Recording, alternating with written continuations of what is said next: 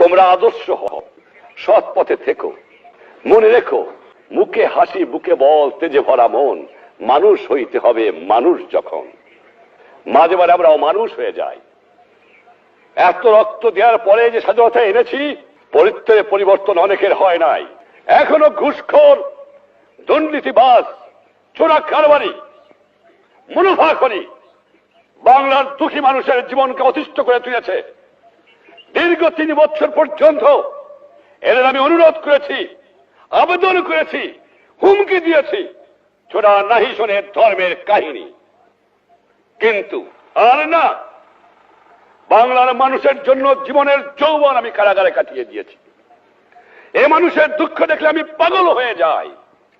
কাল যখন আমি আসতেছিলাম ঢাকা থেকে, এত দুঃখের মধ্যে না খেয়ে কষ্ট পেয়েছে, গায়ে কাপড় নাই, কত অসুবিধার মধ্যে বাস করতেছে।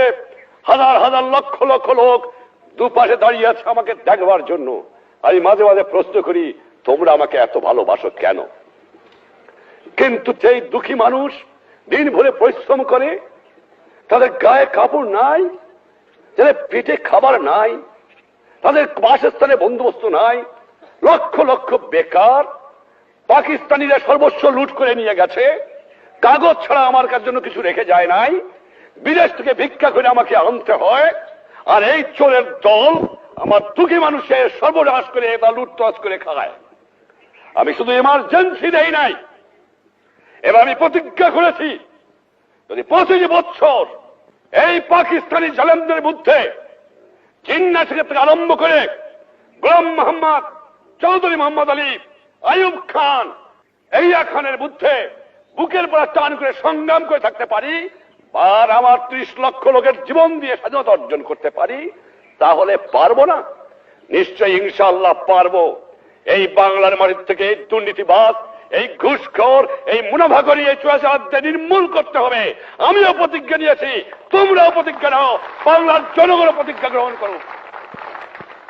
আর না, অসহ্য সীমা হারিয়ে ফেলেছি। এই জন্য জীবনের যৌবন নষ্ট করি নাই, এই জন্য শহীদরা রক্ত দিয়ে যায় নাই যে কয়েকটা চোরাকারবারি, মুনাফাখোর, ঘুষখোর দেশের সম্পদ বাইরে বাইর করে দিয়ে আসে, জিনিসের দাম গুদাম করে মানুষকে না খাওয়া মারে। উৎখাত করতে হবে বাংলার বুকের থেকে এদের। দেখি কত দুটা টিকতে পারে। চোরের শক্তি বেশি না ইমানদারের শক্তি বেশি, সেইটাই যেমন প্রমাণ হয়ে যাবে। অন্যায়ের বুক কাছে কোনদিন মাথা নত করি নাই। বারবার পাকিস্তানি আমাকে ফাঁসি দিতে চেয়েছে, বারবার বুক টান করে আমি দাঁড়িয়ে রয়েছি, কারণ আল্লাহ আমার সহায় ছিল, বাংলার জনগণের আমার দোয়া ছিল, এখনো সেই দোয়া আছে।